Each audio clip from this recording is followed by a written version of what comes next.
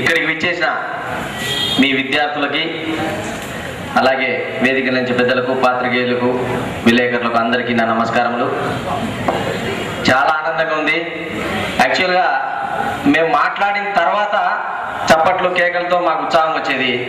ఇక్కడ చూస్తే ముందే మాకు ఉత్సాహాన్ని ఇస్తున్నారు. అంత ఆనందంగా ఉంది. Thank you very much. భావన కాలేజ్ అంటేనే డిసిప్లిన్కు మారు పేరు ప్రొద్దుటూరులో. చాలా మంది ఎక్కువ ఇక్కడ చేర్పించాలనే ఉత్సాహంతో ఉంటారనే భావనతో ఉన్నారు. ఈ అవకాశం ఇచ్చిన భావన కాలేజ్ మేనేజ్మెంట్ వారికి నా హృదయపూర్వక నమస్కారం. ఓకే, ఇప్పుడు మనం చూస్తున్నాం మన పరిస్థితి ఎలా ఉందనేది మీ అందరికీ తెలుసు. ఇక్కడ ఉండే విద్యార్థులు ఎంతమంది తల్లిదండ్రులు ఆర్థికంగా వాళ్ళ తల్లిదండ్రులు కష్టం వచ్చి చెమట వచ్చి, రైతుల పిల్లలు ఉన్నారు, వ్యాపారస్తుల పిల్లలు అందరూ ఉన్నారు. వాళ్ళు తినక ఎంతో కష్టపడి మిమ్మల్ని చదివిస్తున్నారు. చదివిన తర్వాత మా విద్యార్థులు భవిష్యత్ ఏంటని వాళ్ళు ఆలోచన చేస్తున్నారు. మా దగ్గరికి వచ్చారు, విద్యా సంస్థల దగ్గరికి వచ్చారు. సార్, మా పిల్లల భవిష్యత్తు ఈరోజు మేము చదివిస్తున్నాం, లక్షలు పోస్తున్నాం, ఖర్చు పెడుతున్నాం. తర్వాత మా పిల్లల భవిష్యత్ ఏంటి, ఏం చేస్తే వాళ్ళకు ఉద్యోగాలు వస్తాయి, పలానా కోర్స్ తీసుకుంటే ఉద్యోగాలు వస్తాయా, ఏం చేస్తే వస్తాయంటే మేము పరిస్థితులు కూడా లేకపోయింది పరిస్థితి.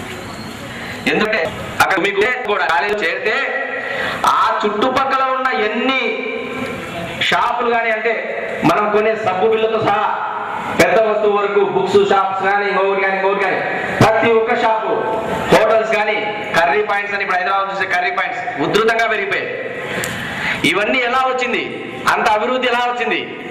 హైదరాబాద్ లో మల్టీప్లెక్స్ సినిమా థియేటర్లు ఎలా వెలిచాయి, పెద్ద పెద్ద పార్క్స్, ఇండస్ట్రీస్, మైక్రోసాఫ్ట్ ఆఫీసెస్.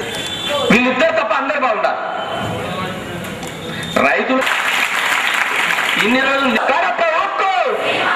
జై రాయలసీమ, జై రాయలసీమ.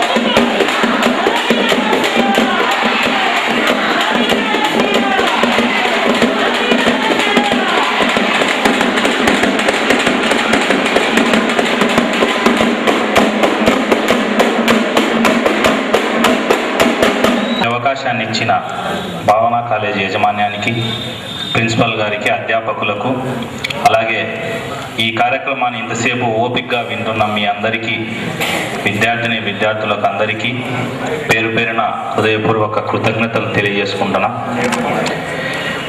కడప ఉక్కు సీమ హక్కు అనే ఒక నినాదంతో స్టీల్ ప్లాంట్ సాధనా సమితి అనేది ఒకటి ఏర్పాటు చేయడం జరిగినది. ఈ స్టీల్ ప్లాంట్ సాధనా సమితి అనేది నా ఒక్కడిది కాదు. ఈ స్టీల్ ప్లాంట్ సాధనా సమితి అనేది మనందరిది. ఈ స్టీల్ ప్లాంట్ సాధనా సమితికి నేను కేవలం సైనికుని మాత్రమే. దీనికి రాజులు కానీ, శాసనకర్తలు కానీ, నిర్మాతలు కానీ అంతా విద్యార్థులు మీరే. ఒక్కటి చూడండి, కడప జిల్లా అనగానే రాష్ట్ర చిత్రపటంలో ఉందా? ఒక్కరన్నా కడప జిల్లాకు అన్యాయం జరుగుతుందని మాట్లాడే నాయకుడు ఉన్నాడా? రాష్ట్ర చిత్రపటంలో కడప అనే దాన్ని తీసి పక్కన పెట్టి మిగతా 12 జిల్లాలతోనే పరిపాలన చేసుకుంటున్నారు. ఇది నిజమా అబద్ధమా? కడప అనగానే సినిమాల్లో కేవలం బాంబుల జిల్లా, ఫ్యాక్షనిస్టులు, రౌడీలు ఇక్కడ ఉంటారంటారు. మొన్న ఎక్కడో తునిలో ఒక ఘటన జరిగి అక్కడ వాళ్ళు ట్రైన్ కాల్చారు. మరి అదే ప్రభుత్వం ఆ నిందితుల్ని పట్టుకుంది. ఒక్కరన్నా కడప జిల్లా వాళ్ళు ఉన్నారా దాంట్లో? కానీ పేపర్లో మీరు చూసింటారు, పెద్ద పెద్ద నాయకులు చెప్తారు కడప నుంచి రౌడీలను, గూండాలను పిలిపించి అక్కడ విధ్వంసాలు చేశారు అంటారు. ఏమన్నాంటి మనల్ని రాష్ట్ర చిత్రపటంలో రౌడీలుగా, గూండాలుగా చిత్రీకరిస్తున్నారు. కడప జిల్లా ప్రజల మనస్సు ఎలా ఉంటుంది అంటే ఒక చిన్న ఉదాహరణ చెప్తా. కడప జిల్లాలో పుట్టిన ప్రతి ఒక్కడు, రైతు అయితేనేమి, వ్యాపారి అయితేనేమి, విద్యార్థులు కానీ ఎవరైనా సరే కడప జిల్లాలో పుట్టిన వాళ్ళు ఎలా ఉంటారంటే మీకు తెలుసు. ఈరోజు మన పరిస్థితి చూస్తే కడప జిల్లాలో పరిస్థితి తినేదానికి తిండి లేదు. మీ తల్లిదండ్రులు రెక్కలు కష్టంతో మిమ్మల్ని కాలేజీలో వేలకు ఫీజులు కట్టి మిమ్మల్ని చదివిస్తున్నారు. అలాంటి ఒక పూట తిని ఒక పూట తినక ఉండే జిల్లా రాష్ట్రంలో ఏదైనా, మన ఇంటికి ఎవడైనా ఒక అతిథి వస్తే ఆ అతిథి మనము పస్తు ఉన్నా కూడా ఆ అతిథిని పక్కింటికి వెళ్ళో, షాప్కి వెళ్ళో అప్పు చేసైనా మనం వచ్చిన అతిథి కోసం ఒక గ్లాసు మజ్జిగ తెచ్చి ఇచ్చే వ్యక్తి ఎవడైనా ఉన్నాడు అంటే రాష్ట్రంలో అది ఒక్క కడప జిల్లా వాడే ఉన్నాడు. అది కరెక్టా కాదా మీరు చెప్పండి? మనము ఫస్ట్ పడుకొని ఉన్నా కూడా మనము పోయి ఒక గ్లాసు మజ్జిగ తెచ్చి మన అతిథికి కూర్చోబెట్టి తాపించే సంస్కారం ఉన్న వాళ్ళు రాష్ట్రంలో ఎవరంటే ఒక్క కడప జిల్లా వాళ్ళే. అలాంటి మనల్ని రౌడీలు అంటారు, గుండాలు అంటారు. ఒక్క పరిశ్రమ లేదు. రాష్ట్ర విభజన జరిగి 2.5 సంవత్సరం అయింది. ఈ రాష్ట్ర విభజన జరిగినప్పటి నుంచి సార్ మీరు వస్తుంటే ఎట్లా ఉత్సాహం ఉంది? ఎక్కడ ఉండదు. మీరేం చేస్తారు? ఇది అయిపోయిన తర్వాత సర్టిఫికెట్లు అన్ని సంఘాల్లో పెట్టుకొని హైదరాబాద్కో, చెన్నైకో, బెంగళూరుకో, ఇంకా కొద్దిగా దూరం అయితే దుబాయ్కో, గల్ఫ్ కంట్రీస్కి పోతారు. ఎందుకు? మనకు ఆ దుస్థితి అవసరమా? మన ప్రాంతంలో తల్లిదండ్రులు ఒక చోట ఉండి, పిల్లలు ఒక చోట ఉండి, తల్లిదండ్రులు నరక యాతన పడతారు అక్కడ నా పిల్లవాడు ఎలా ఉన్నాడు అని. అక్కడ ఉండే పిల్లవాడు ఇంటి దగ్గర మా అమ్మ, మా నాన్న ముసల్తనం ఎలా ఉన్నారు అని వాడు బాధపడతాడు. ఈ బాధ కేవలం మన జిల్లా వాళ్ళకే కావాలనా? ఇదే మీరు చూడండి, నిన్న అమరావతిలో 4000 పోస్టులు రిలీజ్ చేశారు ఇప్పుడుండే ప్రభుత్వం. పోయి అమ్మితే 2 కోట్లు వస్తుంది డబ్బు. 1 టన్ అమ్మితే 1000 కేజీల ఎర్రచందనం అమ్మితే 2 కోట్ల డబ్బు వస్తుంది. మరి మొన్న ఏర్పడిన ఈ ప్రభుత్వం ఈ ఎర్రచందనం గొడవలలో ఉండే ఎర్రచందనాన్ని ఎంత వేలం వేసినారు. ఎర్రచందనం వేలం వేస్తే గవర్నమెంట్కు 12,000 కోట్లు డబ్బు వచ్చింది. 12,000 కోట్లు డబ్బు వచ్చింది.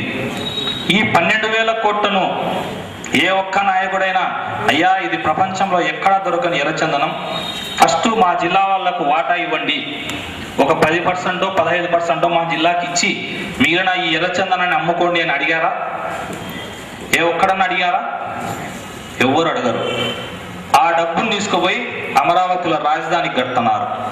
స్పెషల్ ఫ్లైట్లలో తిరిగేదానికి మంత్రులు, ముఖ్యమంత్రులు, ప్రజాప్రతినిధులు ఫారెన్ ట్రిప్పులకు డబ్బు ఖర్చు పెడుతున్నారు. మరి అదే ఎర్రచందనం అమ్మగా వచ్చిన డబ్బు ఆ 12,000 కోట్లలో 10% ఇచ్చినా 1,200 కోట్లు అవుతుంది. మరి 1,200 కోట్లు డబ్బు మన జిల్లాకి ఇస్తే ఇక్కడ గండికోట రిజర్వాయర్ ఉంది, 350 కోట్లు ఇస్తే అది పూర్తి అవుతుంది. గండికోట రిజర్వాయర్ పూడ్చుకొని సాయంత్రం అయ్యేసరికి తల్లిదండ్రుల దగ్గరికి వచ్చి ఆ తల్లిదండ్రులకు మనము 10 రూపాయలు మన జోబిలో నుంచి ఆ తల్లిదండ్రులకు అన్నం పెడితే వాళ్ళు పడే ఆనందం ప్రపంచంలో ఎవరికి ఉండదు.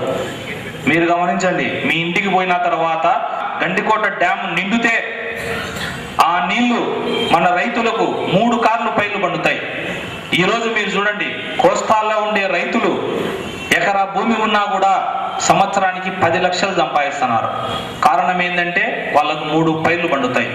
అదే మనకు రండి, మీరు చెప్పండి, మీ తండ్రి రైతు ఉంటాడు, 10 ఎకరాల భూమి మీకు ఉంది, మీకు ఎంత డబ్బు వస్తుంది మీరు చెప్పండి. 10 ఎకరాలు ఉండే మీకు కనీసం 1 లక్ష రూపాయలు మిగులుతుందా? మళ్ళీ దానికి తోడు అప్పులు. రైతుల పరిస్థితి అలా ఉంది. ఆడ ఏసీ రూమ్ లో కాలు మీద కాలేసుకొని సంతకాలు పెట్టేవాడు, ఊరికి సంతకాలు పెట్టి జీతం తీసుకునేవాడు. మరి అతని పరిస్థితి మీరు ఆలోచన చేయండి. బీటెక్ చదివినారు, బీటెక్ చదివిన విద్యార్థులు ప్రొద్దుటూరు టౌన్ లో నేను 100 మందిని చూపిస్తా బేల్దారి పని చేస్తున్నారు. బీటెక్ చదువుకునే విద్యార్థి బేల్దారి పని చేస్తున్నాడు. ఇంకా ఆడపిల్లల విషయం అయితే వాళ్ళు ఏ పని చేయలేక లాస్ట్ కుట్టుకునే పని, మగ్గాలు నేసే పని, ఇలాంటి పనులు చేస్తున్నారు. 29% మన ఇక్కడ కడప జిల్లాలో ఉన్నాయి. 29% మంగంపేట దగ్గర వెరైటీస్, ముగ్గురాయి 29% ఉంది. ఇండియా వైజ్ తీసుకుంటే ఇండియాలో 97% మన కడపలో